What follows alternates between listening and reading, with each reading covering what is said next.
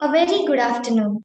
Hello everyone and welcome to today's session, a webinar on Ayush medicine organized by Association of Pharmaceutical Research with scientific partner BioLeagues Worldwide and research partner United Innovators. This webinar is organized under the scheme of Association of Pharmaceutical Research APR for entrepreneurship and skill development in herbal and traditional pharmacy.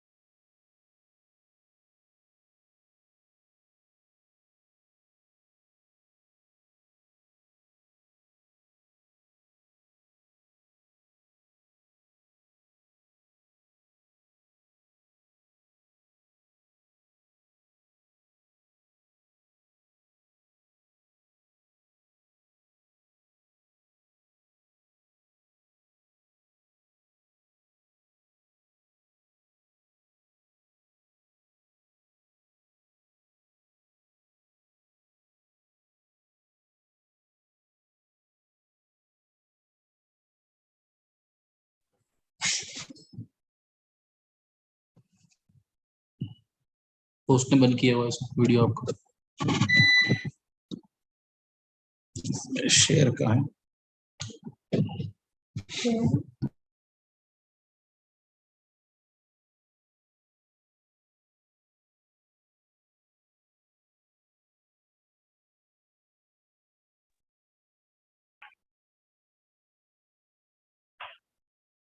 A very good afternoon. Hello everyone and welcome to today's session, a webinar on Ayush medicine organized by Association of Pharmaceutical Research with scientific partner BioLeagues Worldwide and research partner United Innovators. This webinar is organized under the scheme of Association of Pharmaceutical Research APR for entrepreneurship and skill development in herbals and traditional pharmacy. We are glad to announce our upcoming conference, Start Herb, a journey from innovation to entrepreneurship in herbals. It is scheduled on 14th and 15th October 2022 at D.Y. Patel University, School of Pharmacy, Navi Mumbai, India. This theme of the conference is an innovative approach in minimizing the gap between research and industrial production of Ayush drugs. Before we get into the today's session, let's know about Association of Pharmaceutical Research. Association of Pharmaceutical Research is one of the world's largest leading professional association caring for the people. It is a non-profitable professional association meant for research and development in the field of pharmaceutical science and technology. APR is an international forum for researchers, academicians, doctors, and practitioners for sharing their knowledge and innovations in the field of pharmaceutical science and technology. APR meets its objectives through academic networking, meeting, conferences, projects, research publications, academic awards, and scholarships. APR brings together pharmacologists, life scientists, pharmaceutical practitioners, and researchers to advance the application of pharmaceutical science to the public. APR delivers its access to members the industry's most essential technical information by organizing conferences, workshops, annual convention meetings, and provides networking opportunities both locally and globally. In today's session, we have two speakers with us, Professor Dr. Hemanth D. Tochkane and Dr. Amit Patel from India. I would like to welcome our first speaker, Dr. Hemanth, to the session. He is the accessor for National Accreditation Board for Hospitals and Healthcare Providers, a constituent unit of Quality Council of India. He is one among the members of Technical Advisory Board of Rashtriya Ayurveda Vidyapeth under Ministry of Ayush, Government of India. He has worked as professional chair in Ayurveda at Faculty of Medicinal Sciences, University of West Indies, Trinidad and Tobago. During this period, he has designed certificate course for Ayurveda for the Faculty of Medicinal Sciences. He has also delivered many guest lectures, has been involved in public health checkup camps at Caribbean. He is also a recipient for nearly 7 awards to his remarkable contributions to the science in various national and international platforms. He did his graduation in Ayurveda from Ayurveda Mahavidyalaya, Belgaum, Karnataka, India. He did his renowned research in oldest colleges in Ayurveda. He has completed his post-graduation at Salya Tantra for SDM College of Ayurveda, affiliated to Rajiv Gandhi University of Health Sciences, Karnataka, Bangalore. His practical experience is carrying out surgeries is immensely appreciable. His expertise lies in the both Ayurveda and allopathic system of medicinal practices. During his postgraduate studies, he was taught by the Professor Dr. B.G. Gopinath, a famous Ayurvedic physician in India. Professor Hemanth practices his Ayurveda includes Chikitsa, Panchakarma, Kshaраkarma, Agni Karma, and Rakta Mokshana and other related modalities. He has an extensive knowledge in management of disorders like piles, fistula, fissure, etc. Professor Hemanth has treated more than 3,000 patients of such disorders. He has a dynamical, pivotal role in handling more than 100+ patients. We would love to hear from you, sir. Over to you. Sir, please.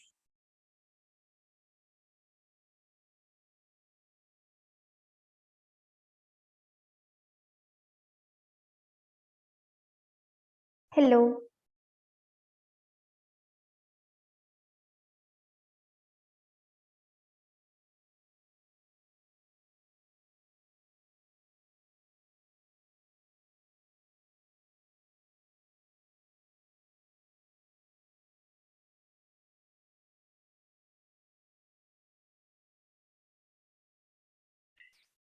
Sir, Dr. Hemanth.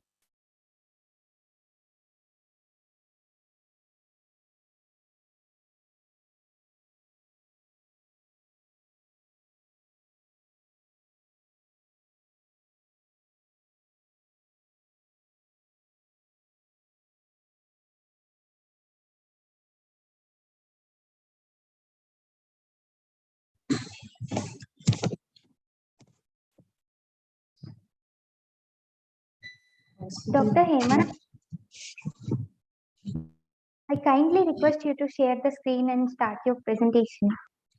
Yeah, thank you, Jannavi. I'm doing the same. Thank you, sir. This is touch screen, so that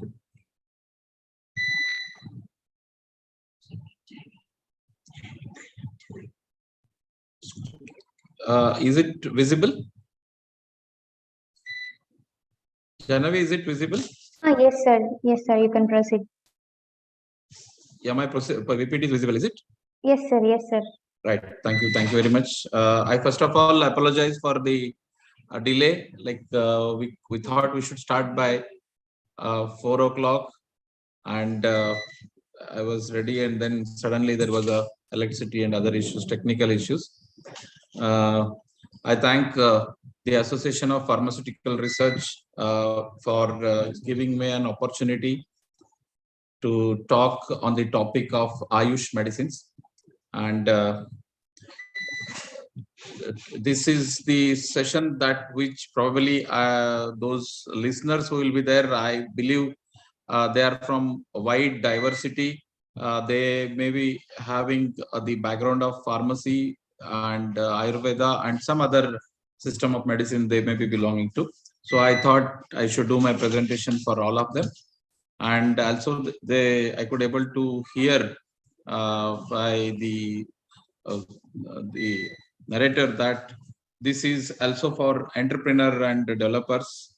We have also covered. I try to cover all the issues related to entrepreneurship. I try to cover, and in my presentation, what I have thought is I have gone for what is Ayush, then what is the medicine system in Ayush, then later onwards. What all studies that which we have done in our institute, that all I wanted to focus here. So this is she has read my introduction, and this is all about our university. I head the Institute of Ayurveda here in Parul University, Vadodara, Gujarat, and we have 20 faculties and 40 institutes. Starting from diploma, undergraduate, and postgraduate, around 450 structured programs are there, and this university is spread across 200 plus land, and we have got around students of 35,000 students, and out of which 64 country students are also studying with us. In this university, we have two institutes for Ayurveda. One is the Parul Institute of Ayurveda, and another one is Parul Institute of Ayurveda and Research. And both our Ayurveda colleges have hospitals, and both the hospitals are accredited by National Accreditation Board. And our university as well as our institutes are quite actively involved in various types of researches, and we have also received different grants. And recently, our students, there was a proposal Mind to Market M2M by Government of Gujarat, and we could able to get 13 grants from Government of Gujarat for developing entrepreneurship. So this is what is the basics. And what is Ayush? Ayush, everybody knows Ayurveda, Yoga, Naturopathy, Unani, and Siddha, Homeopathy. These all system of medicines united together. The acronym of this they used to call as Ayush. And this ministry earlier, it was there in the Ministry of Health. Actually, Ministry of Health and Family Welfare used to look into it. And in 2014, we got a separate ministry. The intention of this is reviving the profound knowledge of our ancient system of medicine and ensuring the optimal development and propagation of Ayush system of healthcare. This, as I mentioned, this was ISM and H. Earlier, it was a department. Now it has a separate ministry, and now we have got a cabinet rank ministry also. Again, what it is doing, Ministry of Ayush, is to upgrade the educational standard of the Indian system of medicine, to strengthen existing research institutions, and to ensure time-bound research programs on identified diseases for various which these systems have an effective treatment, to draw up schemes for cultivating, promoting, and regenerating medicinal plants that are used in this system of medicine, to evolve pharmacopoeia standards of Indian system of medicine and homeopathy drugs. So ancient wisdom, this Ayurveda is the knowledge and art of healthy living in order to lead a quality life and is not confined only to the treatment or illness. So what we say Ayurveda is a way of living. It's not only the system of medicine that which deals with the treatment of disease. And basically, in those days, like we say that Ayurveda is during the period of Veda, that is in 1st century BC. So those days, this system of medicine had divided into specialities, and it has got 8 specialities primarily. One is Kaya Chikitsa, which is general medicine. Another one is Bala Chikitsa, wherein pediatrics and obstetrics gynecology is also dealt. Shalya Tantra is surgery. Shalakya Tantra is ENT and ophthalmology. Agada Tantra is toxicology and forensic medicine. Rasayana is geriatrics. Vajikarana is aphrodisiac science. Graha Chikitsa is psychiatry. Ayurveda, the pharmaceutical part, and drugs in Ayurveda, we deal with 2 subjects. That is, one is Dravya Guna Vignan, another one is Rasa Shastra. So Ayurveda Rashala or pharmacy, which deals with drug, dosage forms, and processing. So drug, what is drug? Drug includes all pharmaceutical agents intended for internal or external use or aid in the diagnosis, treatment, mitigation, or prevention of disease or disorder in human beings or animals. Dosage forms, it is defined as a physical form of a chemical compound used as a drug or a medication intended for administration or consumption. In Ayurveda, we call kalpanas. It is a method or a process or a kind of modification, transformation, or plan of preparation of medicines by using either a single drug or a combination of several drugs. So the medicines which are used in Ayurveda, they are basically prepared of, whether many of the people, they believe that Ayurvedic medicines means they are only the herbal medicines. It is not true. We use herbal medicines. So we use minerals. We use herbo minerals. We also use the animal products to prepare the medicines. In Ayurveda, the medicines which are prepared by all 4, like whether it is a herbal or herbo mineral or animal products, the medicines are prepared. And the how these medicines they act, like our medicines, basically they act based on their rasa. Rasa is a taste, dominant taste, and anurasa, aftertaste. Virya is a potency. Vipaka is post digestion effect. Prabhava is unexplainable effect. Guna, attributes to the property. And based on this rasa, guna, virya, vipaka, and prabhava, we decide, or the classical texts have decided the mode of action of the drug, and their different preparations are being made and they are used. And each herb can be used to treat different diseases, both as a single drug, therapy, and in different anupana dosage forms. So this drug can be used. So components of herbs as per Ayurveda. Usually the herbs, it consists of, as we have told, mainly the rasa. So we have got a pungent, tikta, which has got glycosides, madhura, sweet, which has got beta cestero. Amla is amla rasa, which has got acidic or citric compounds in it. Lavana is salty, which has got alkaline compounds in it. Then kashaya rasa, which will be consist of tannin and saponin in it. Usually this is what is observed. What are the contents with this rasa and how they act. So different pharmaceutical preparations which are mentioned in Ayurveda are, one is we call, there are 5 types of preparations, Ayurvedic medicines, like we prepare by 5 ways or 5 types, 5 primary formulations.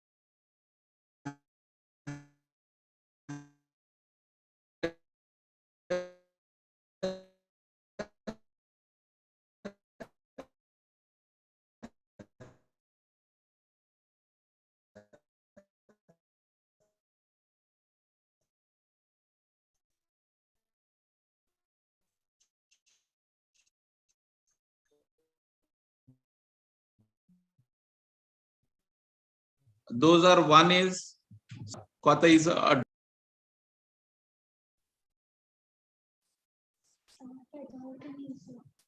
hello. Am I audible? Yes, sir, you are audible. Yeah, there were some, like, I was feeling there is some network issue. This whether you can able to see my PPT or should I share it once again? No, sir, share it once again, please. Yeah.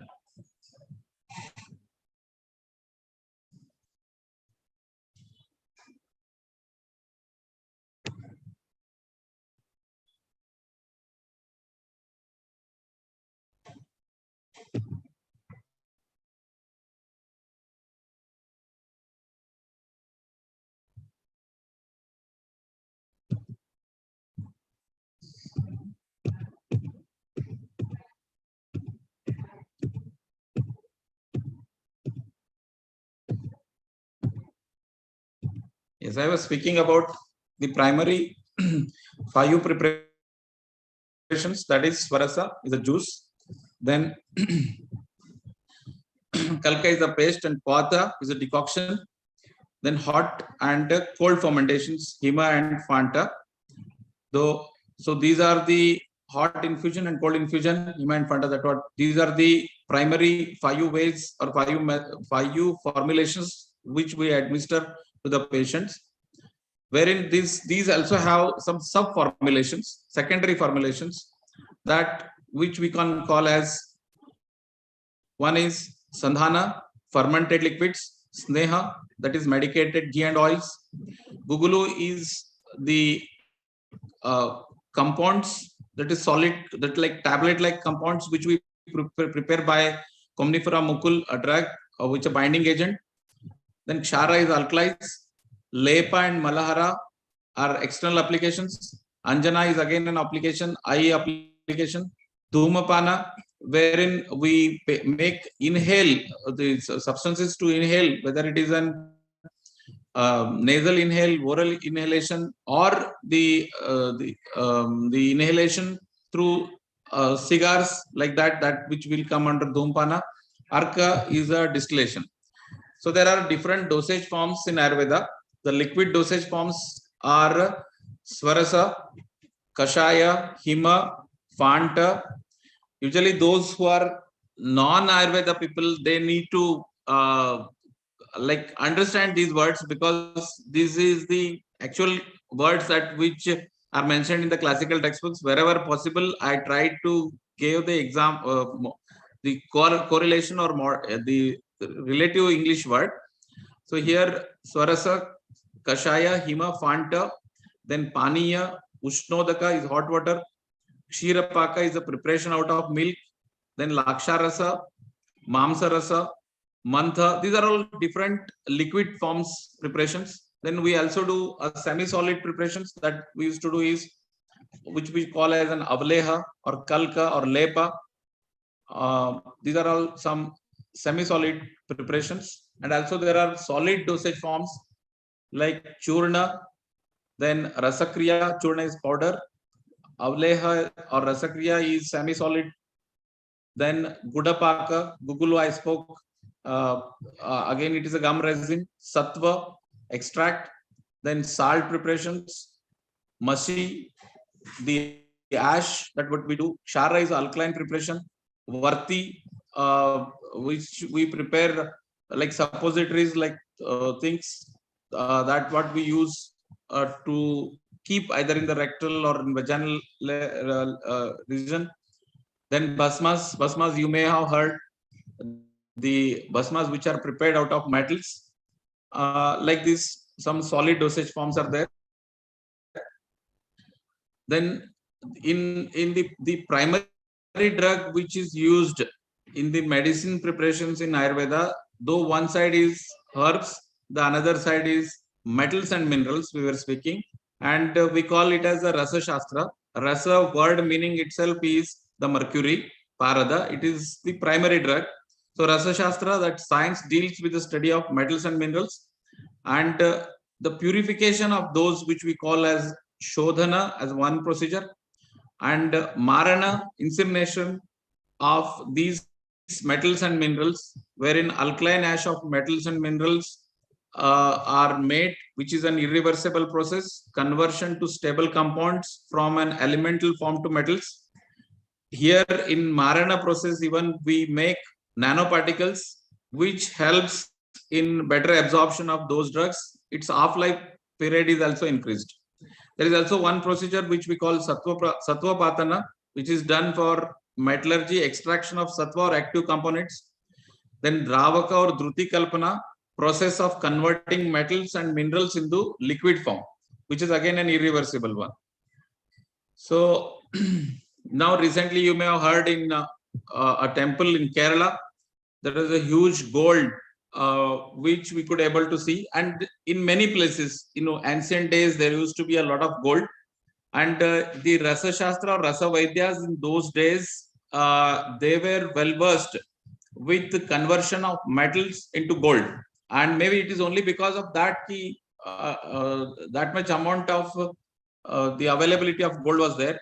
As you see this table, wherein the mercury and gold, their atomic number are very close. Probably with processing the mercury with some of the herbs, they used to convert it into gold. This is a part of metallurgy. I'm not speaking about medicine. Then afterwards, we used to use this gold. Gold is the best medicine in Ayurveda. We used to prepare bhasma, and we practice this bhasma for various elements. So rasa aushadhis are bhasmas, which are nanoparticles. Pishti, microfine powder of precious stones. Then khalvi rasayana, sustained release of antioxidant, disease, symptomatic cure. Parpati rasayana, gastric disorders. Kupipakwa rasayana, yapya roga, in case of the diseases where it is very difficult to treat, antioxidant. Potali is again one procedure of preparing the medicines, wherein we keep the metals and minerals in a pack, in a cloth or in a pack. Then we subject it to heat, and then the medicine which is prepared out of it. So in case of an emergency treatment, it is used like Hemagarbha Potali, Shilagarbha Potali, or Tamragarbha Potali. So again, these metals and minerals in Ayurveda, they are classified Maharasa, Uparasa, Sadharan Rasa. So these are all some Maharasas which have got prime importance in treatment, like Abraka, Mica, Vaikranta, Makshika, copper pyrite, Vimala, iron pyrite, Shilajitu is a mineral pitch. There are like so many, like 8 Maharasas are mentioned. Then Uparasas are also mentioned: Gandhaka, sulfur, Gairika, iron oxide, Kasisa is ferrous sulfate. Then Hartala is arsenic, Manashila is arsenic disulfide, Anjana, antimony sulfide. So these are some Uparasas which are mentioned. Then Sadharana rasas, which we call again in minerals, Kampilaka, then Gauri Pashana, then Navasadara, Kaparda. So these are the other class of drugs which we call them as Sadharana rasa. Then Dhatus, that is Swarna, gold, Rajata, silver, Tamra, copper, Loha, iron, Naga, lead, Banga, tin. So these again metals, this which are also used to treat the patients, the preparations, formulations which we prepare out of this. Then precious stones like Ratna, what we call Manikya, Mukta, Pravala, Vajra, Neela, Gomeda, Vaidurya. These all are also used. Then Uparatnas, Vaikranta, Suryakanta, Chandrakanta. So these are also the semi.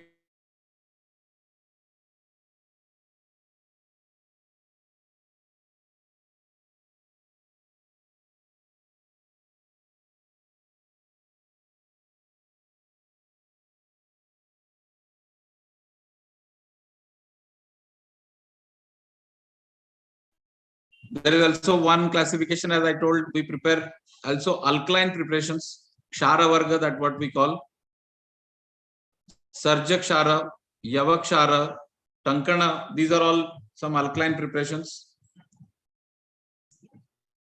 So pharmacological actions of Ayurvedic drugs, efficacy of herbal formulation based on rasa, guna, etc. factors, and also the selection of dosage form, chronicity of the disease.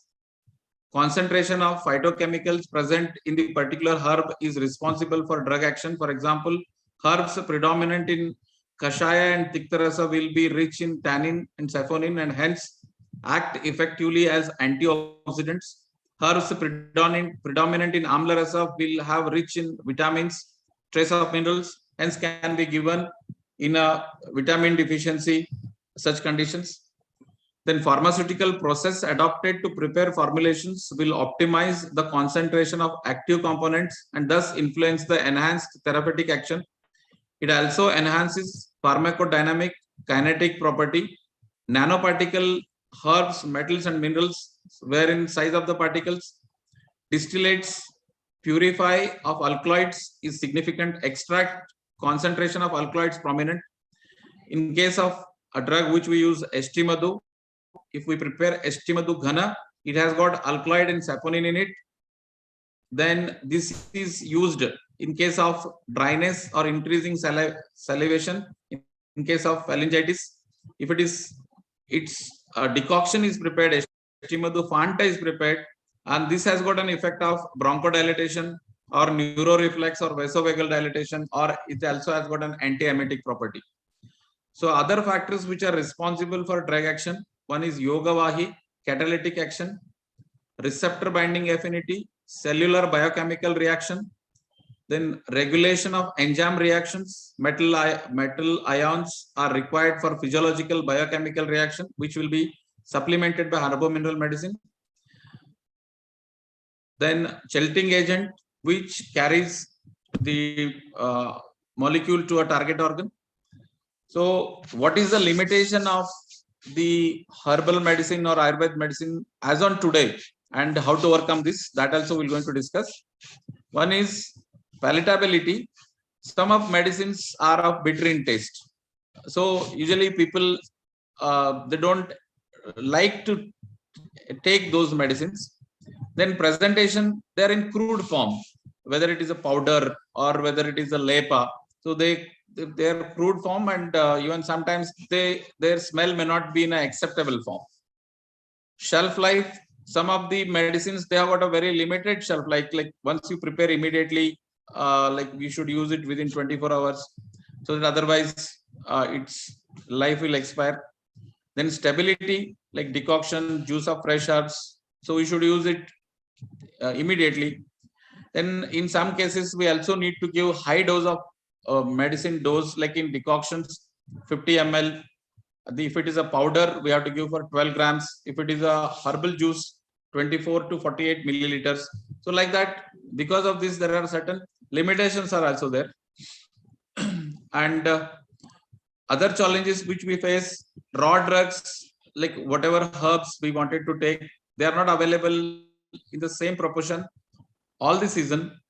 Then variation of alkaloids or active component in these drugs according to season, region, time of collection, that varies.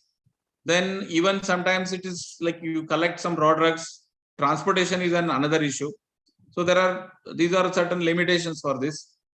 So this, because of these limitations, and there is a scope for all the pharma industry people to modify and to overcome these limitations, to modify the formulations of the Ayurvedic drugs, so that can be better acceptable to the society and with a proper effectiveness, and that we are also working. So to enhance the drug absorption, we are doing nano form of particles to enhance the bioavailability. Say all novel forms of medicines, sustained drug release, coated tablets, to optimize alkaloid concentration. Distillates are done, extracts are done. To achieve target delivery system, liposome nanoparticles are used to enhance quick therapeutic effect in a minimal dose. To achieve both systemic and local approach, transdermal patches are prepared. To enhance stability and shelf life of product, like the I told we have got a kshirapaka, it's a milk extract, and that can be converted into granules and can be stored and can be used to improve palatability and presentation. And this is how it can be done. Like Swarasa is a juice, Kwatha and Sandhana drugs, distillates and aqueous alcoholic extract, hydroalcoholic extract, isolated active component. This can be converted we can take extracts instead of swarasa or kwata. Churna, that is what powder we can convert into tablet or capsule or herbal nanoparticle or transdermal patch. The avaleha, the like chawanprash, everybody knows, which is a very common avaleha, that can be converted again into granules, nutrient granules. Then lepa, what paste like things what we apply externally, lepa and malahara, that can be converted into ointment, cream, gel, nanogel. Then aromatic herbs, arka, they can be distillates and cosmetic products. Varti, suppositories and gels. Ksharajala, subcutaneous injection. Sneha, medicated ghee, soft gel capsules which we can prepare.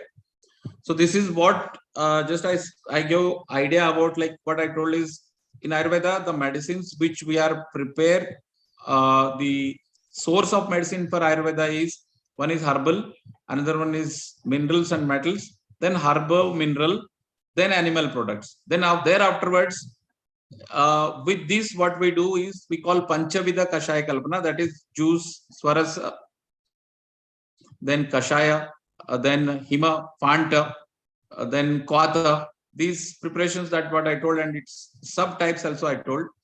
And these are all prepared in other everywhere, like all system of medicine they are prepared. And then its modification, what best which we can do, and what is the limitation that I spoke to you. In continuation, in our institute, in our university, we are working on these different formulations, whether it is a change of formulation, whether it is increasing the active principle, whether it is increasing the production, and whether it is going for a clinical trials, whether it is going for the animal experiments and standardization of drug. So these many studies that which we are doing at our institution. Basically, my intention to share this information to you. Like in one of our study, like we did a study on this pesticidal residue. This is very common.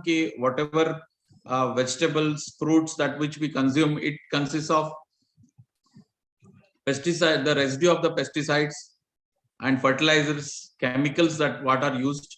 So Indian pesticide market is 232 billion in 2020. Increased exposure of pesticide may be linked to higher risk of Parkinsonism, Alzheimer's disease, and there are many causes like ADHD in children, autism in children.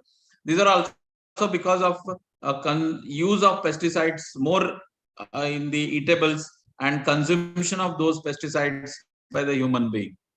So we were thinking how this pesticide can be wiped out from the vegetables or fruits that which we take. And one study which we did with the help of JNU, here our scholar, like she taken this is a study on cauliflower. Actually, the cauliflower which was grown at different parts of Delhi were taken, and we assessed what all types of chemicals and pesticides it has got in it, and then it is treated with different medicaments. Like people commonly they use boiled water, or they rinse it with the water, then boiled turmeric water, and the medicated water that which we prepare. So what we understood is with the tap water, like there what all the chemicals it has got. Tridimenol is one pesticide component that what the cauliflower had. And after all doing the exercise, whether it is tap water, boiled water, or the medicated water that which we tried, is we could able to reduce only 81% of tridimenol. Then the other one is tridephenone, which we could able to reduce 89.5%. Then other reduction in the percentage of DBP is 98.5, and only one in case of Hymexol we could able to reduce 100%. So it indicates further, like still after treating with the medicated water or the medicine, still the amount of pesticides they remain in the vegetable, they remain to certain extent, and completely it cannot be taken out. And so still it is happening. And this is another area where we can work out whether we can remove 100%, whether we can wipe out 100% pesticides from such vegetables. That is another challenging area, so people can concentrate it. Evaluation of other vegetables, we did it for cauliflower, which is very commonly used, and it requires more of pesticide. So because of that, we took that one. Evaluation of other vegetables can also be done. Change of form of current herbal solution.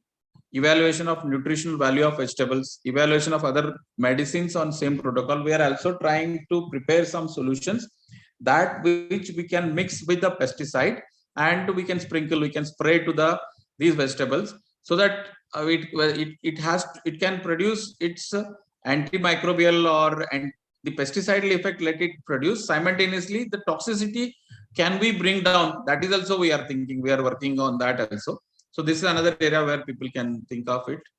And I forgot to say one thing, to increase the yield of the medicinal plants.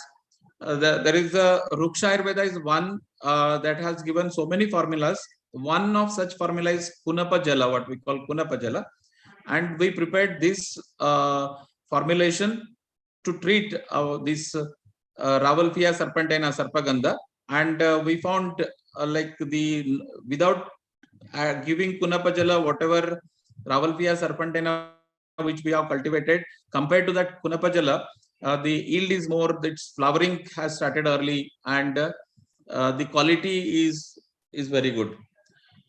So we also did Guduchi is a very common drug. This is Tinospora crispa variety which we took. It has got an antipyretic effect. We prepared the sublingual nanofilms, and we did an animal study, and we found it is effective antipyretic drug, and the route of administration which we change here is sublingual. Then like we also done a study on bone healing. There are limitations of drugs that which enhance the bone healing. There is one drug which is called as Shalak or Laksha, and this Laksha is a bone healing agent as per Ayurvedic classics, and we did a clinical trials also.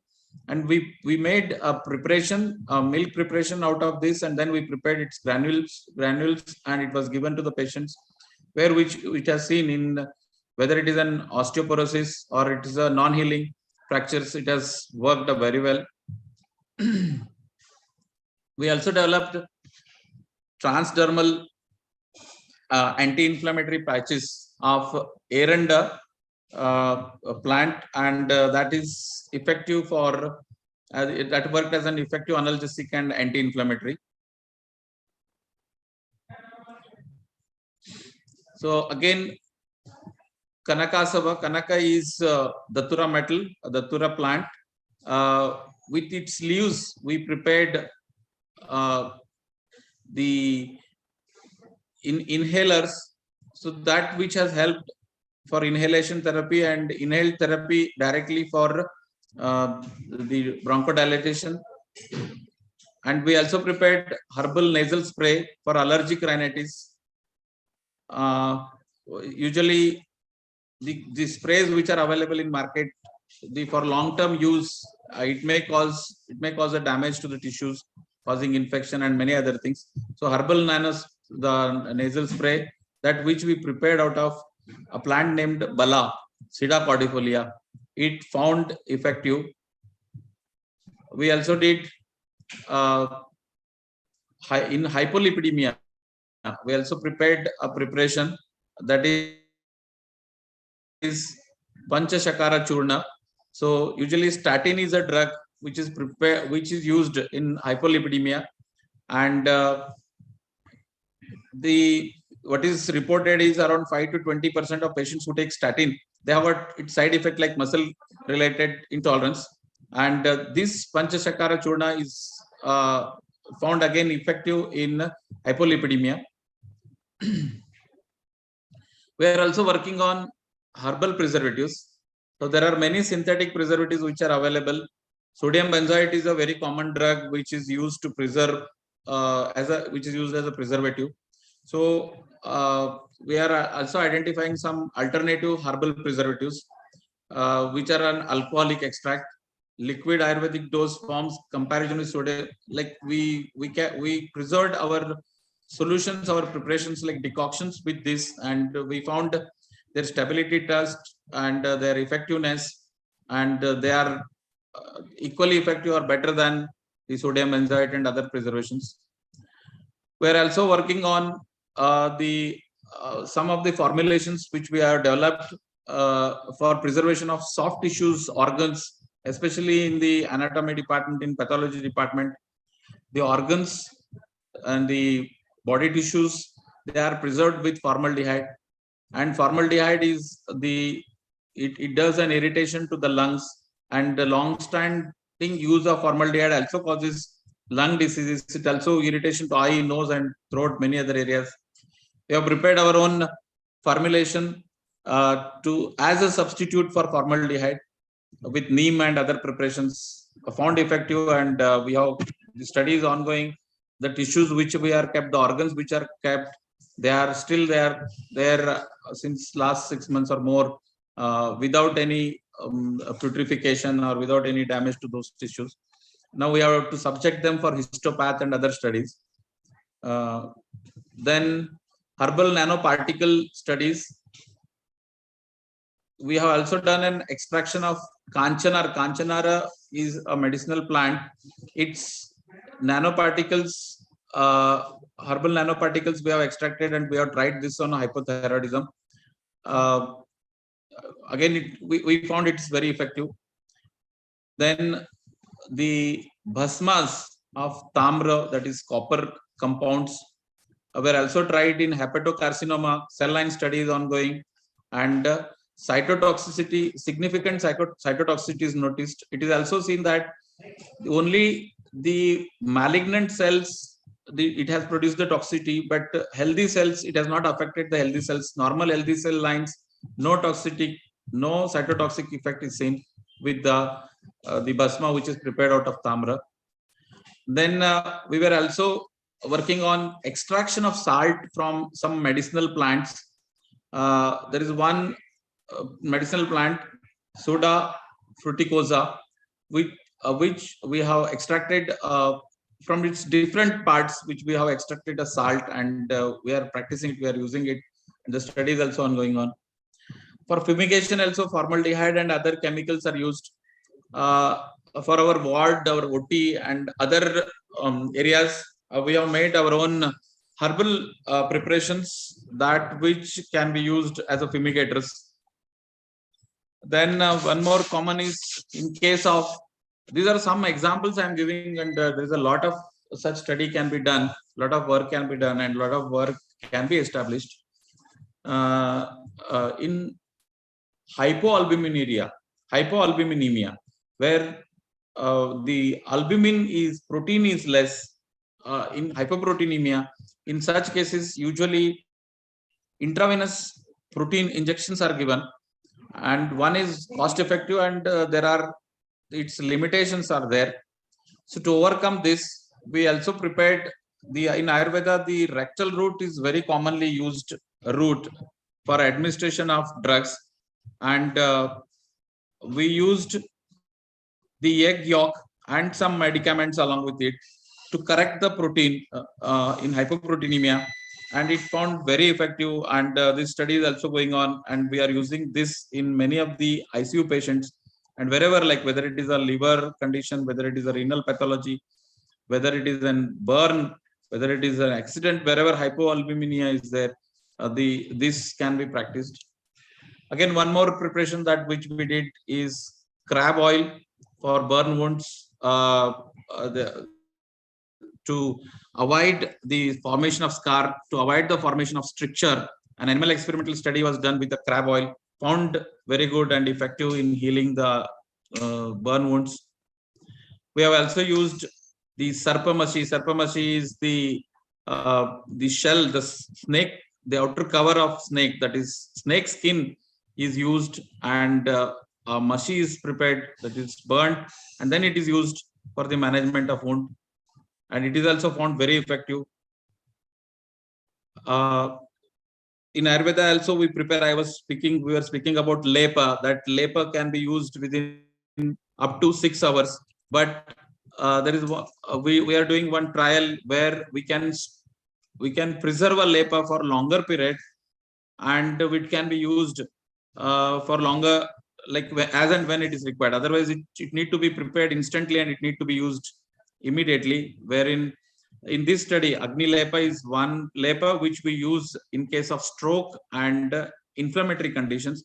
In such cases, we converted that Lepa, we preserved that Lepa so that it can be stored for up to 1 year without any problem, and it can be used with the same effect were seen in case of stroke and arthritis patients. The another study which we did, Tila is a sesame. Sesame has a property of lipolysis. In case of lipomas, usually what is the thing is, if we have got a single lipoma, we can do a surgical extraction, surgical excision of those lipomas. But if you have got multiple lipomas, it is difficult to treat. So the heating of application of Tilataila, that Tilakalka Lepa, that is sesame paste, and heating it externally, it has found that it does a lipolysis and reduces the size of lipoma.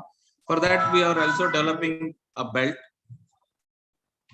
Then in prostate, there is a very good study which is going on, and there are a lot of the different Ayurveda practitioners. They practice different type of medicaments.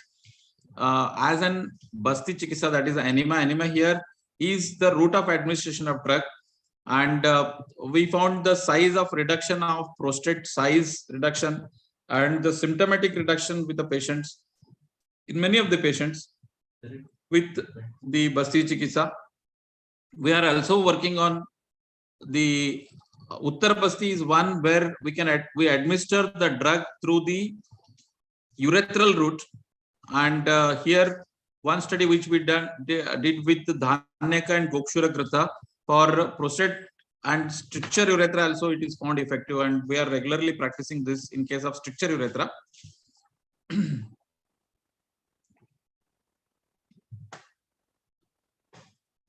There is also possibility of, like as I was speaking, our drugs, they work. Basically, one is Panchamahabhuta is there. I forgot to tell.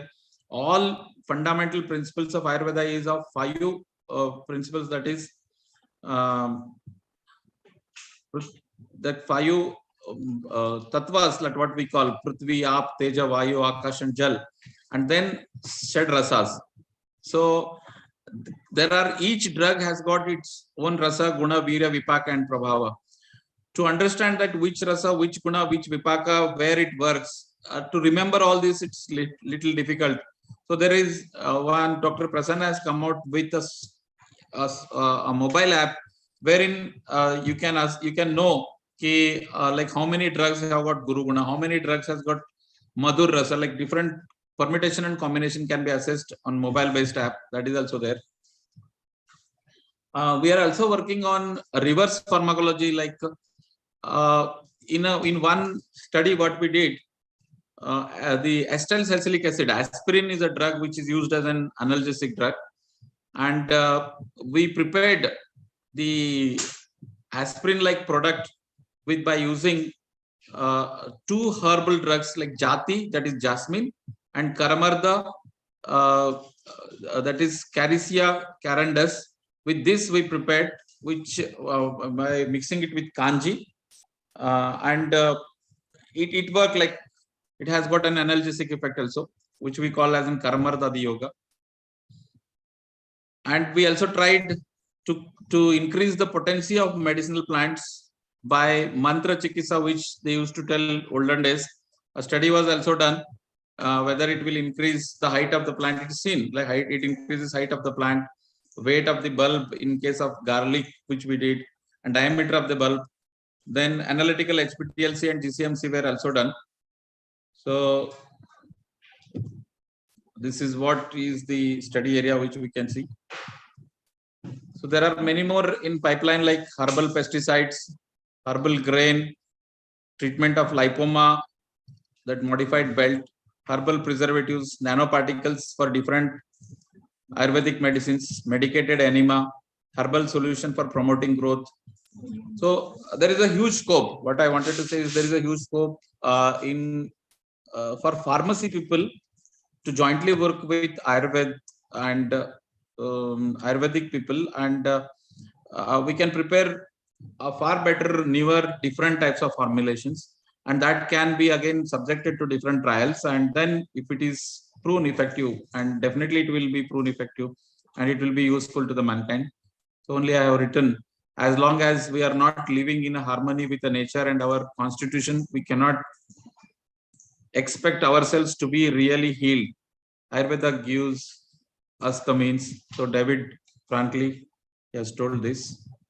So thank you for your kind cooperation. Also, once again, I ask my apologies for technical issues. There was a delay in starting.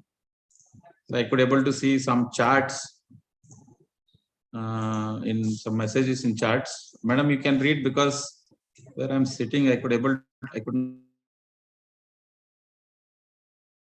Thank you, sir. Thank you for your valuable presentation. And as of our participants, you can post your queries in the chat box, and Dr. Hemanth will answer you. Yeah, now I can able to see.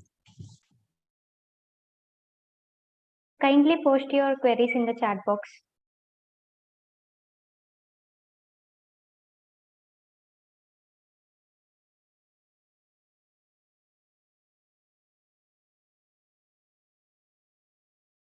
Yes, sir, Dr. Hemanth, sir. One of our participants has asked you a question. Respected resource person, what about the ADME of Suryakanta and Chandrakanta, etc.?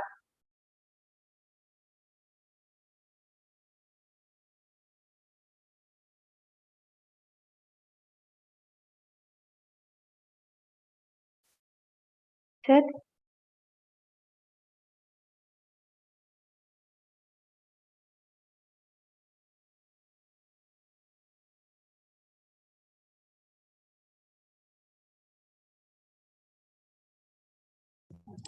Yes, this Suryakanta and Chandrakanta Bhasma preparation, it depends. It depends on its absorption.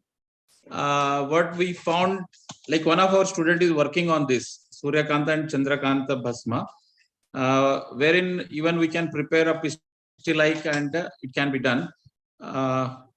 Still, what the attendee, whoever is there, no, he has got my email ID. He can write to me. I can detail. I can send an answer for this. This is a good question. What I believe. Could you please explain absorption and distribution of Bhasma?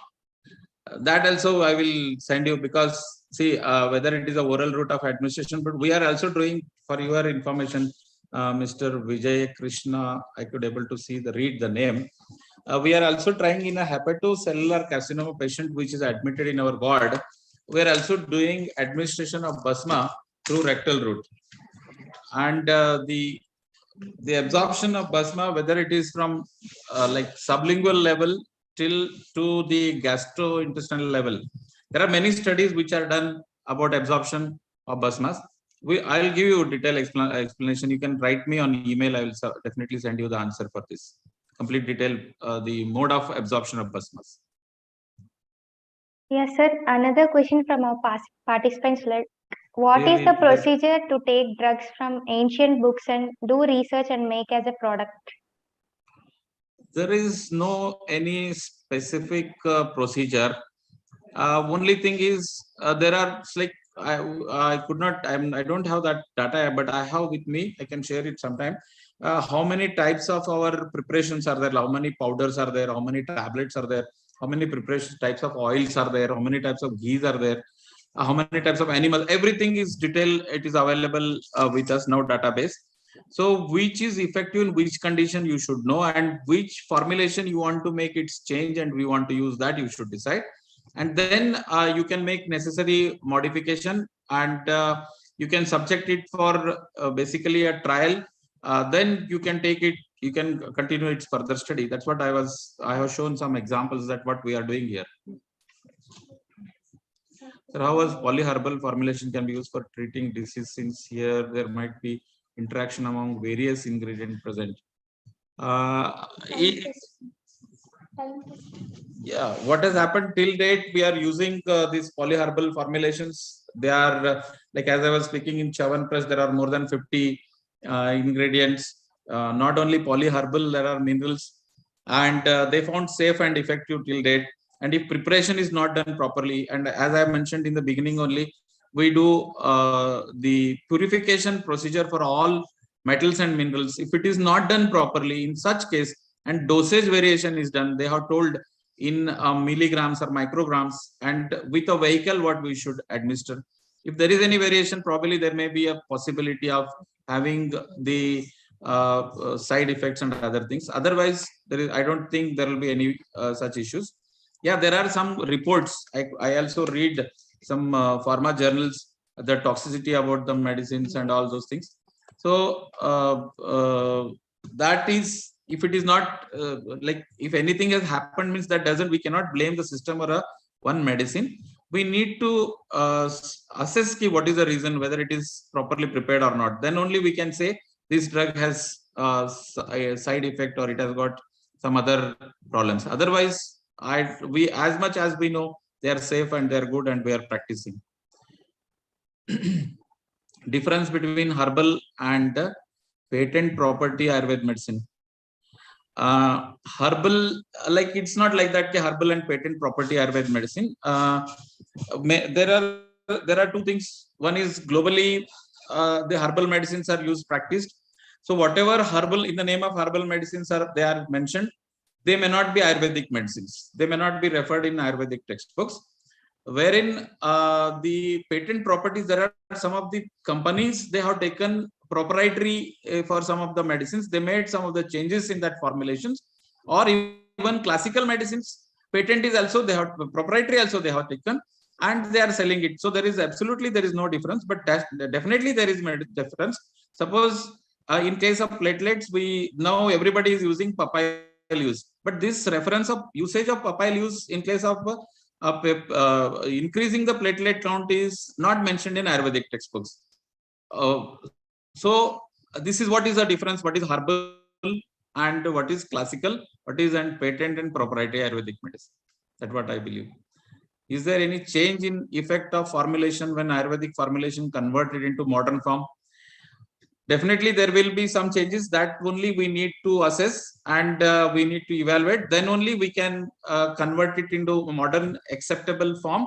That is what is the study, that is what is expected. Like today's audience, if they belong to a pharmacy background, and this association which does a research on pharmacy, they should work on these areas. They should be safe, they should be effective. That is what is required to convert Ayurvedic formulation modern acceptable forms. That is required. Then alternative to opium drugs may be cannabis.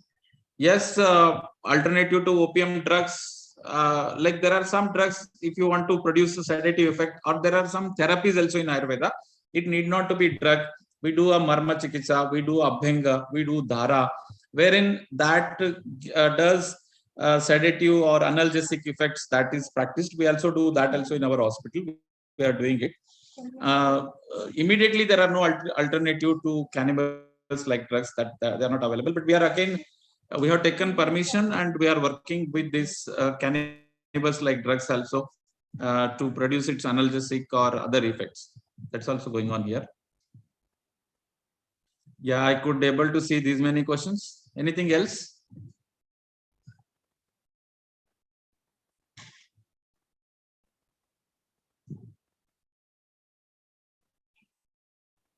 I guess that's all, sir. Thank you for your valuable session and your valuable time. Thank you, sir. Thank you so much. Right. Thank you very much, madam. Okay. I would like to welcome our next speaker, Dr. Amit Patel, CEO and founder of Ayurveda Technovation India. Dr. Amit Patel completed his graduation in 2005 Jamnagar Ayurveda University. After his graduation, he joined Art of Living Bangalore, Sri Ayurveda department as Chief Ayurveda Physician, where he had talked with consultation of Pan India. He also worked with Research Associate in National Innovation Foundation at Herbal Department and was working at grassroots level village herbal entry documentation. Currently, he is the owner of Ayur Sattva since last 10 years and a well-established brand in Ahmedabad. Apart from his doctoral activity, he is CEO and founder of Ayur Sattva Technovation, making Ayush digital and have aimed in disease-free society by digital platform. Sir, we would love to hear from you. Over to you, sir. Yes, thank you, Bhargavi. Am I audible? Yes, sir, you are audible. I'll be sharing your PPT, Yeah, sir. PPT you just shared.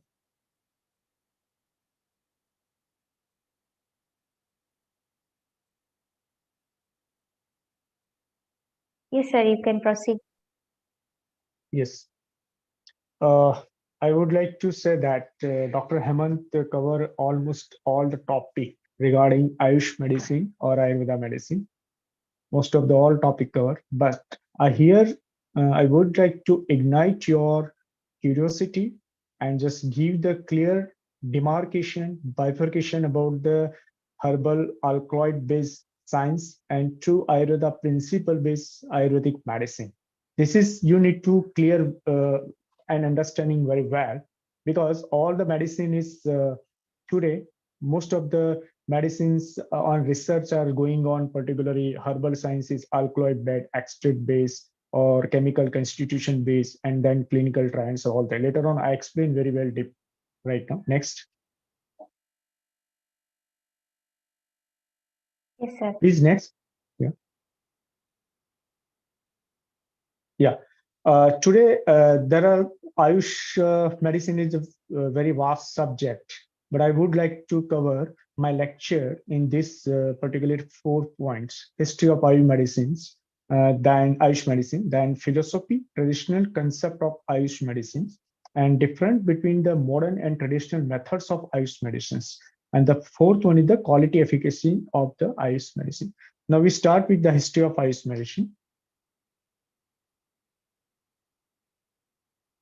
Yes, Ayush medicine is a vast subject as meaning of Ayush is life, as well as it as a ministry of Ayurveda. So it contains as Ayurveda, Yoga, Unani, Siddha, Homeopathic. But my background is purely into Ayurveda. So I will deliver the topic about the Ayush medicine based on Ayurveda only, not into homeopathic or not any other Siddha or like that. And next. Yes, history of Ayush medicine. In Ayurveda, once man's universe exists in the world, since the humankind exists in this world, Ayurveda system of medicine exists in the same time, from Brahma to Indra to Atre to Charaka and Shushruta, with all well scripture from ancient time to today time, and it has been practiced till date.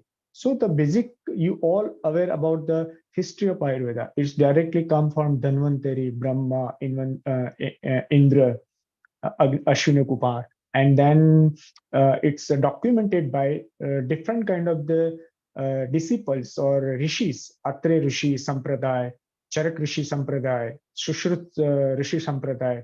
Shushruta is mainly connected with the dealing with the surgical branch, and Charak dealing with the particularly that medicine branch. So this the brief history we all know that. Now philosophy behind the Ayurvedic medicine. This is this concept you need to clearly understand. So what is the basic philosophy in this Ayush medicine? See, in modern science, men trying to seek in every sector, every manner, what is the truth? And behind of this dissection about the truth, atomic theory is exist. We all well aware the atomic theories. It's a building block of the whole universe. Today, modern science explained in every manner, in a detail, in a dissect form, it's based on atomic theory. And then morely dissecting electron, proton, neutrons, and then forces, gravitational forces, fundamental particle physics, or like that. But in traditional Ayush, in our ancient Veda and Rishi, they are not dealing with the atomic theory. They are dealing with the Panchamahabhut theory. But when you just trying to look into Panchamahabhut theory, it closely resembles and closely related to atomic fundamental force, basic force. And whatever the, for example, in atomic theory, whatever that particularly movements in the electron particles, it's just because of the Vayu. It's nothing else. There is a moments. That moments you can connect it. That's kind of the vibe. There is the electromagnetic force. There is a radiation, photon radiation into particles. There is a resemblance and connected to the Agni Tattva. And whatever the central closely that weak nuclear force, proton and neutron, that's Sansliyata, which is basically it's a kind of the Jal Mahabhuta Guna. And what is the gravitational force? It's a strong nuclear force and weak nuclear force. That is a gravitational force. It's basically it's a kind of the Prithvi Mahabhuta. But why the ancient Rishi? It's not choosing the atomic theory, and instead of the atomic theory, they are choosing the Panchmahabhut theory. Because the beauty of the Panchmahabhut theory, whatever the interaction between human cells, human body, mind, your thought process, your action, your diet, seasons, outer atmosphere, universal, everything you can, it's very well connected. So uh, you can explain the interrelation between these things. But through the atomic theory, it's not possible. Through the atomic theory, it will not be possible to basic explain the interrelation between these all fundamental categories. Got it? In similar way, in modern science, what happened that 22 systems are in our human bodies, but still, for example, some patients are complaining about the urticaria, and that urticaria, what they are people using anti-inflammatory analgesic drug, but the source of that inflammation is the GI tract. And what Ayurveda believe that GI tract pitta dominant, that's into the blood, and that's why this urticaria or any kind of the inflammations or itching is happen. So here in atomic theory or the modern science visions, or that particularly the way, it's very hard to establish each other's harmony and interrelations. What is the relation between the GI tract and what is the relation with the blood infection or skin disease? So these are the basic lacking, which is possible to explain through Ayurveda, through Panchamahabhut theory.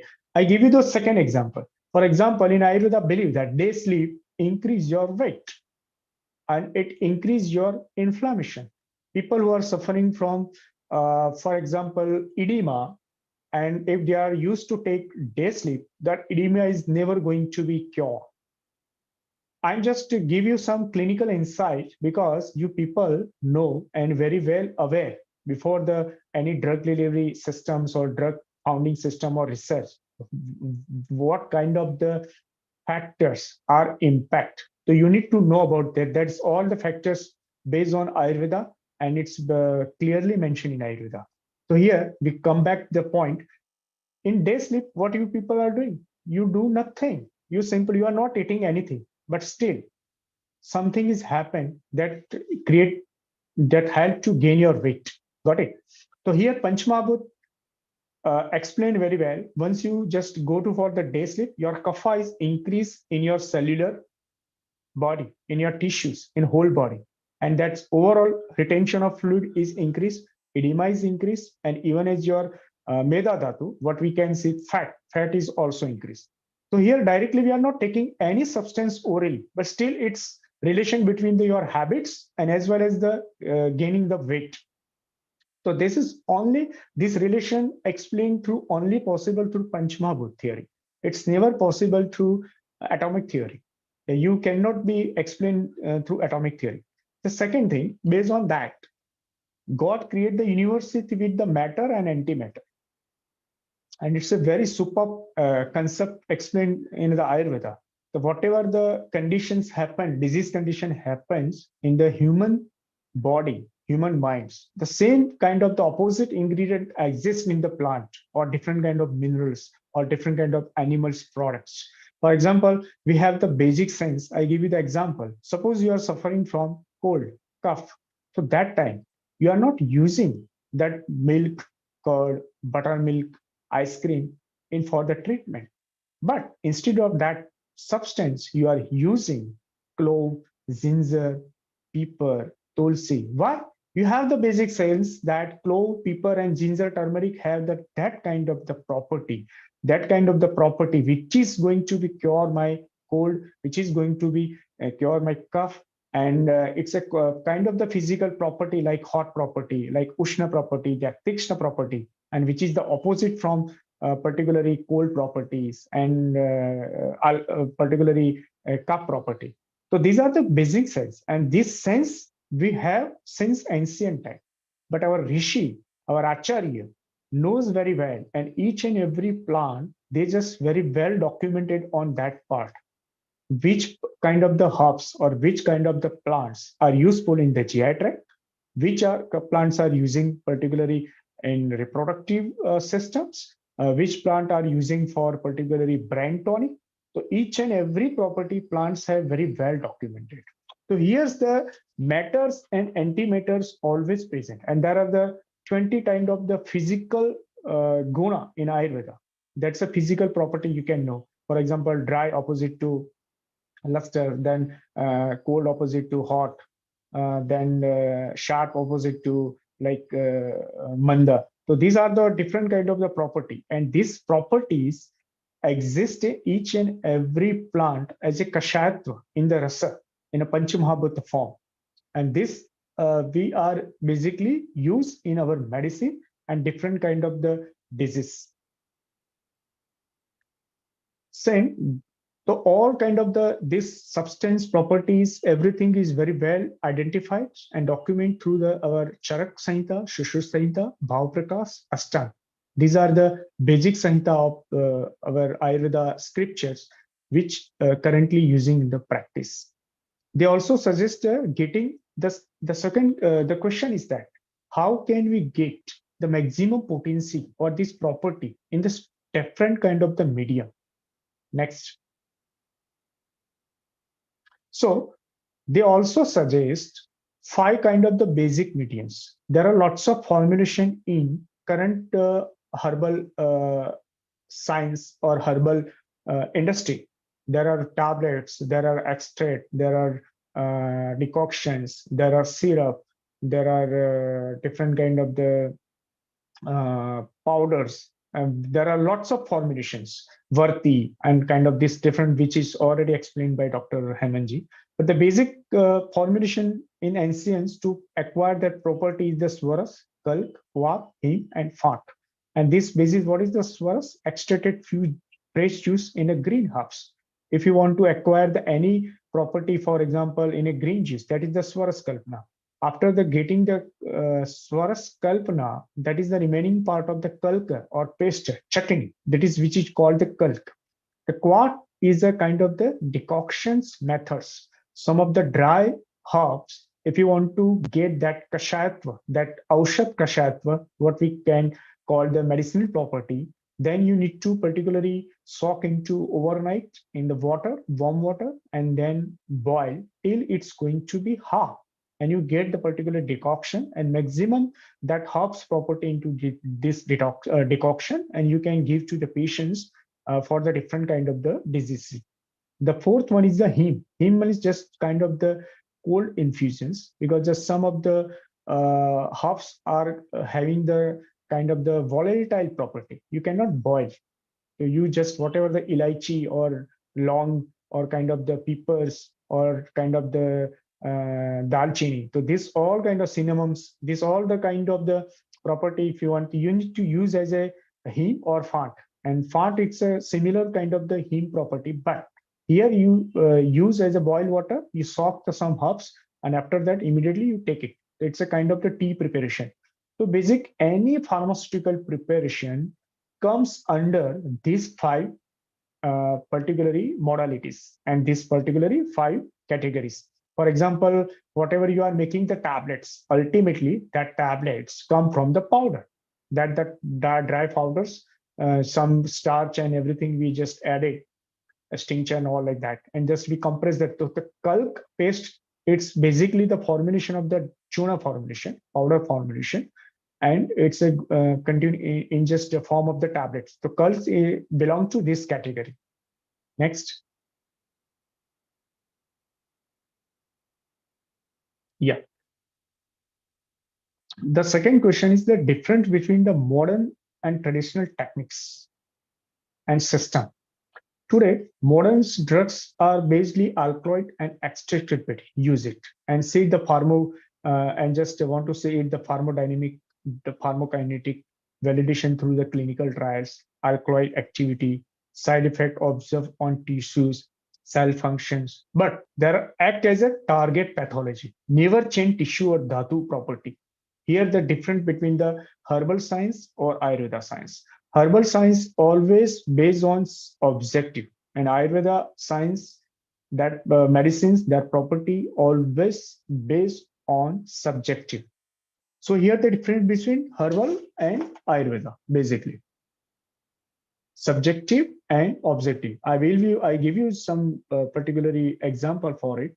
Ayurveda, for example, is some medicines, alkaloids, curcumins, or kind of the different alkaloid extract. Some medicines work very well in some persons, but the same medicine is not another person's, not act as a perfectly as another. So why this kind of the scenario happen? Even same medicine, same extract method, same alkaloid, same property, same batch, but it's same pain reliever. Some people are getting the particularly cure in pain stiffness, but the second another people are not getting the cures. Got it? So alkaloid based or herbal medicine is purely the objective, but in Ayurveda have the answer why this happened, why it's not effect on the another person. For example, if that person is going to be suffer from the arm pradoshas vikar, there is a nice terminology in Ayurveda, arm pradoshas vikar, whatever the indigested immaterial rasadhatu in the body that have power to clog your channels, micro channels that block your channels. And similarly, if even the high maximum potential of the high value extracted of ashwagandha or curcumin is knowing it's never giving to be result in that particular patients who are suffering from the ama pradoshas. So you cannot claim that this drug it's effective, particularly in Ayurveda field, herbal drug. It's possibly cure 100% osteoarthritis. It's 100% cure the cancers, or it's 100% cure the liver cirrhosis. So these are the always you need to whenever you go for the research, you always remember or need to know about the subjective criteria also. If the person is, for example, Niram condition, there are no arm pradoshas, everything, the channels, everything is open, then it's same medicines work perfectly all right. So these are the basic, because in Niram condition, the medicine absorptions, assimilations, reaching target pathogenesis, it's completely different. And for example, patients who are suffering from arm pradoshas vikar, or if the person don't have the any digestion system, it's good, suffering from different kind of gastritis. And similarly, they are particularly taking the osteoarthritis or skin medicine. In that case, it will not be work. So here you cannot blame that alkaloids or that medicines or your research. But here you forget that subjective criteria. So before the giving the drug, Ayurveda always believe to take subjective criteria to clear all the subjective criteria which is obstructive into drug delivery or the result. But today, modern drug is based only the chemical based composition. So chemical based composition, they don't have any need to what is the level of person sleep or hunger, what is the thirst, what is the digestion. They are not particularly rule out all these criteria. But in Ayurveda, everything is ruled out. So that's why in herbal medicine, whenever you're talking about the herbal medicine research or herbal medicine alcohol preparation, you also need to know about the Ayurveda criteria. Otherwise, it will not be work as a modern medicine, and that's why you are frustrated. Why we are not getting the particularly that result? In other group we are getting the good result, but another group you are not getting the result because you ignore that kind of the criteria. In a similarly way, what is the difference between apart from the herbal and Ayurveda?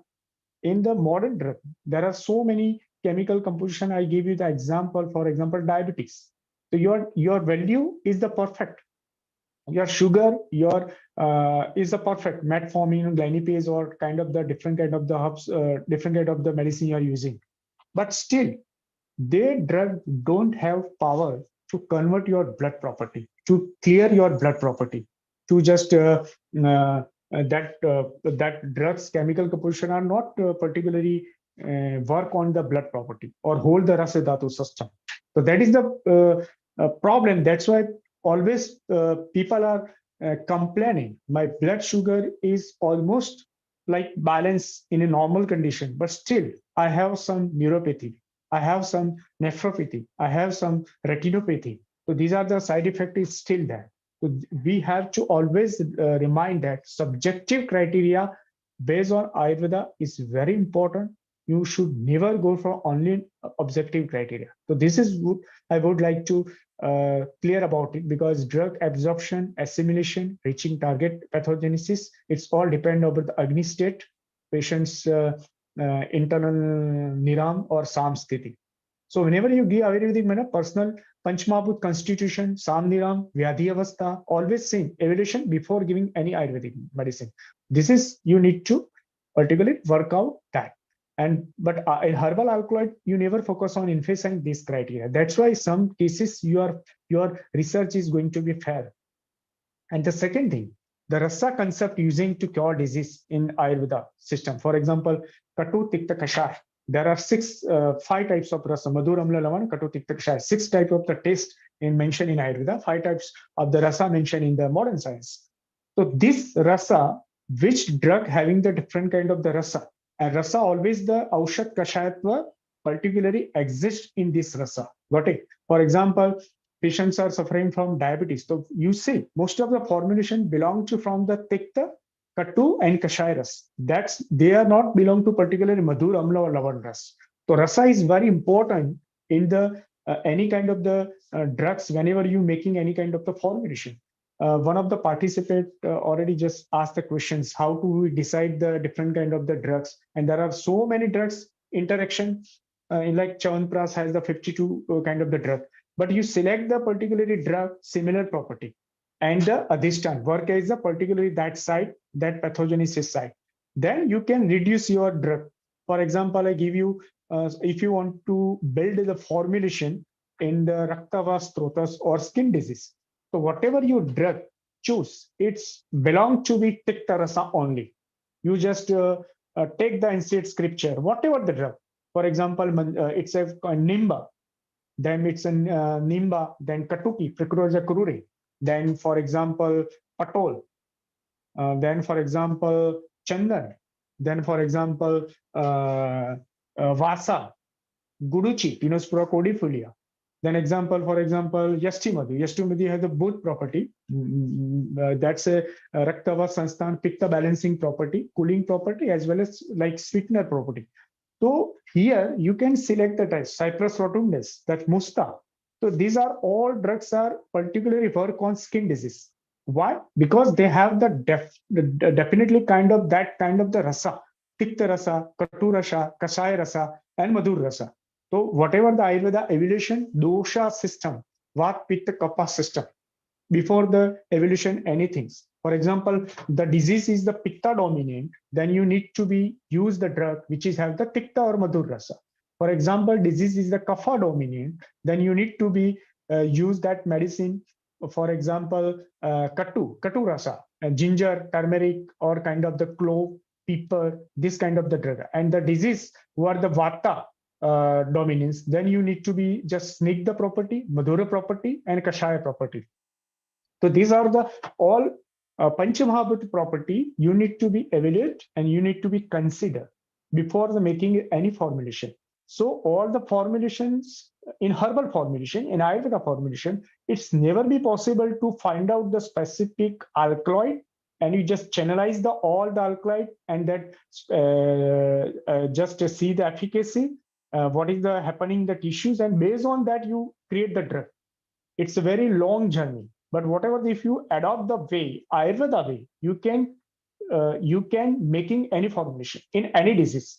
If you want to particularly want to formulation making a psoriasis, you can particularly you can make it. If you want to just make your formulation a gastritis, you can easily make it. But if you purely just your formulation, your consideration, your specs, your vision based on alkaloid theory or based on chemical constitution, so you always fail.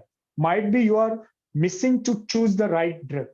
So whether in this formulation, Musta or cyprinolidine, should I consider it or not? That is the question. For example, I make the formulation of the arthritis. Dr. Hemanth already mentioned that Laksha and Shallaki and their different kinds of the Guglus are very good in arthritis. Of course, it's good in arthritis, but it will not be work on all patients. Why? If it will be going to be working all patients, all knee replacement surgery never be required in the life to anyone, to any patients. But it's not happened. Even in the, for example, liver tonic, there are the Picrora curure, that Kutuki, and the particularly that Bhuamliki. These both are the very well known drug of the particularly that liver tonic. But the source and the basic concept based on Ayurveda. So whenever you just start to any drug delivery or research, first you try to focus on Ayurveda fundamental principle, and then you go for the alkaloid, you then go for the chemical constitution, then you go for the standardization of the drug. So Rasa Guni Vriupak or Kashayatva is very important. In which stage, in what's happened. Next.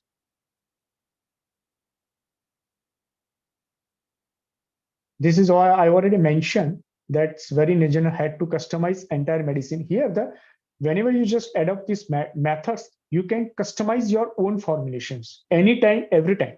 So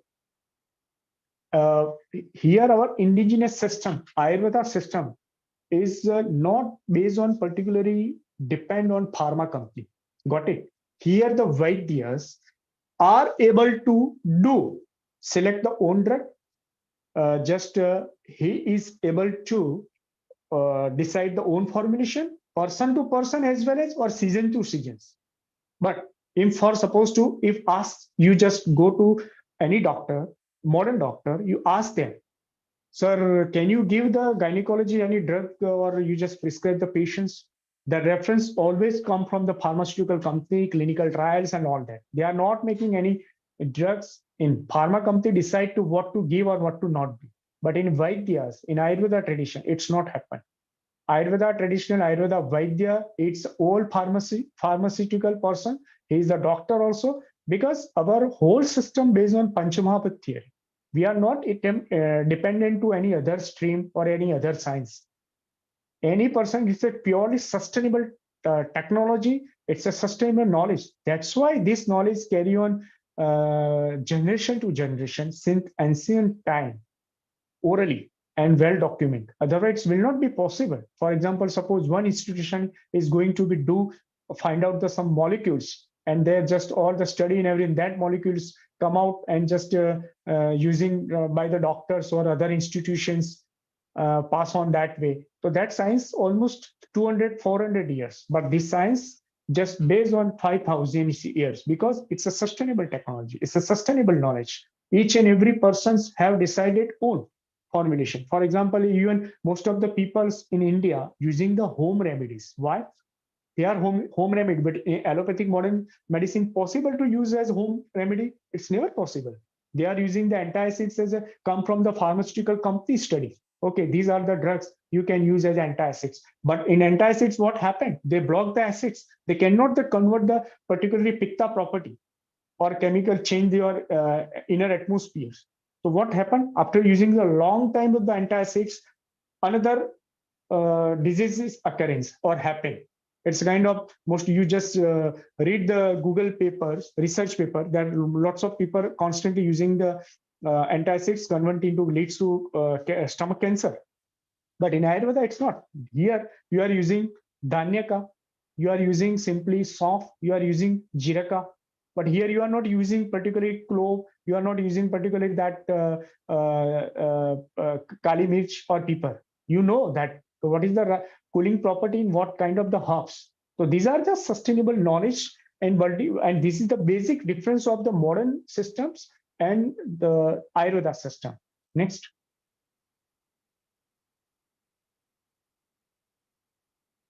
Quality efficacy of the Ayush medicine. Ayush medicine quality depend on so many criteria, right from the soil, weather, quality to the harvesting, clean material, using proper method in getting its kashayatva means medicine property, and particularly medium. So there are lots of criteria. But today, no one have observed these criteria. They ignore these all methods. So sometimes to making quality Ayurveda medicine is big challenge. Even most of the pharmaceutical don't have the method to clean the herbs material from where to collect, when to collect, pray before the collection is impractical way nowadays. For example, Dr. Hemanth is already mentioned, there are some mantra we just recites and the plants effect on that mantra and just growing properties and everything and that's working properties, physical attributes properties completely change. So this is due to just because of mantra. So nowadays it's a completely impractical. It's pharmaceutical company, nobody are harvesting, nobody are interested in cultivation and where to collect the material from, when to collect materials. So quality parameters, it's very challenging part. And so efficacy of the Ayush medicine, it's a big challenge nowadays. But even whatever there is some simple criteria, they are just observe or look out. So definitely this problem can be solved through the pharmaceutical company. Apart from this criteria, preparation, temperatures, methods, also important in quality parameters. So what should be the temperature? What is the particular mixing timing? All this thing. The quality efficacy Ayush medicine depend on this all the criteria, and this is what I want to trying to tell you. Whenever you just go for any research on based on especially you are the pharmaceutical student, so always believe the Ayurveda basic concept, Ayurveda philosophy, and do some research activity. So it might be gaining a good quality of the herbs as well as the good formulations because you are the combine the both knowledge, ancient knowledge and ancient traditional knowledge and the modern knowledge. Yes. Next. Thank you. So this is the basic 4 points I would like to just cover here. And I just simply I want to ignite your curiosity, nothing else. And this is I want to clearly demarcation or explain what is the difference between the herbal medicine or Ayurveda medicine. Herbal is always belong to like objective criteria, and Ayurveda always based to subjective as well as objective. So all these things you need to know about do any research. Yeah, thank you. Thank you, sir. Thank you for your valuable presentation. And participants, kindly, if you have any queries, kindly post in the chat box. Dr. Amit sir will answer you.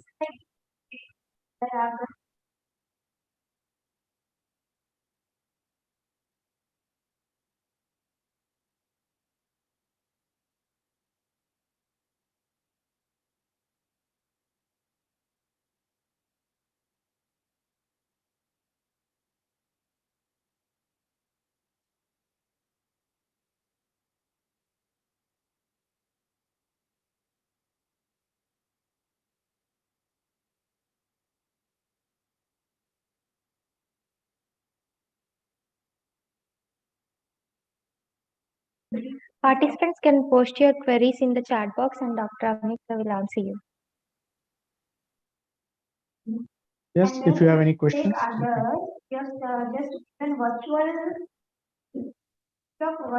Sir, one of the participants is asking you to share your mail ID. Kindly share in the chat box, sir. Yeah, I will share you. I will share you just right now. And its presenters also same way. Did you get it? satwa.amit@gmail.com.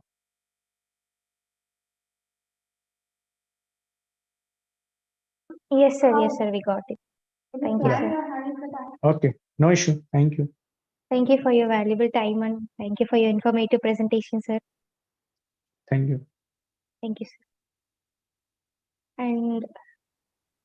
And we are on the last part of our session. I would like to tell the participants about the instructions and guidelines to download the certificate. And the certificate link will be provided with you in the chat box. Kindly see the link and I will tell you the guidelines to download the certificates. If you are an old member, just sign into your APR account. And if you are a new member, just sign up, creating an alphanumeric password, and you will be getting OTP to your mail ID. And using that OTP, you can sign into your account. After you log on the left side of the menu, you can click on the certificates and rewards, and then you can find the name of the webinar, a webinar on Ayush medicine, and you can download the certificate there itself. Yeah, we will be sharing the link in the chat box, sir. Kindly see the link.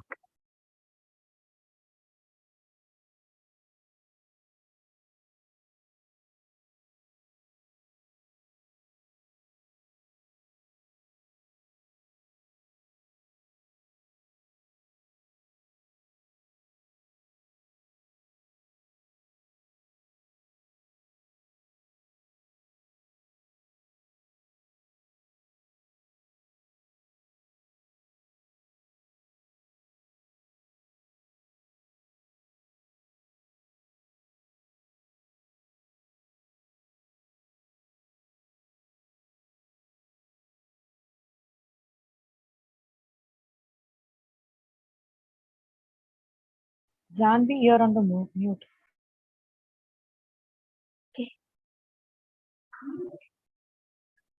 Okay, on the behalf of Association of Pharmaceutical Research, I would like to express my gratitude to all the speakers for their presence and contribution in making this webinar a more and informative session. And APR extends our sincere gratitude to all our speakers and participants to take out their time from their busy schedule to grace the event. And I would like to let you know the download steps to download the certificate. You will find the link in the chat box. We'll be sharing within 2 minutes. And the steps to download certificate is sign in. If you are an old member, just sign in to your APR account. And if you are new member, just sign up. Creating an alphanumeric password, you will be getting an OTP to your email ID. And using that OTP, log into your account. After you log on the left side of the menu, you can click on the certificates and reward. And you can find the name of the webinar, a webinar on Ayush medicine, and download your certificate. And that's all for the today's session. Have a great day. Thank you. Thank you, one and all.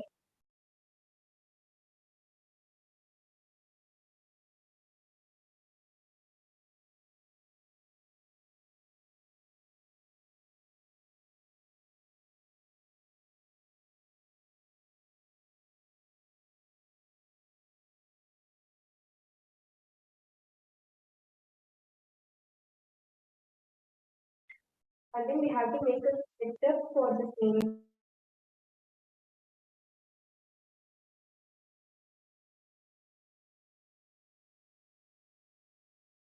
And participant, please mind that this link will be sharing to your mail ID also. You will be receiving the mail ID within 24 to 48 hours with the link of certificate download. Kindly see your mail IDs and download the certificates. Thank you.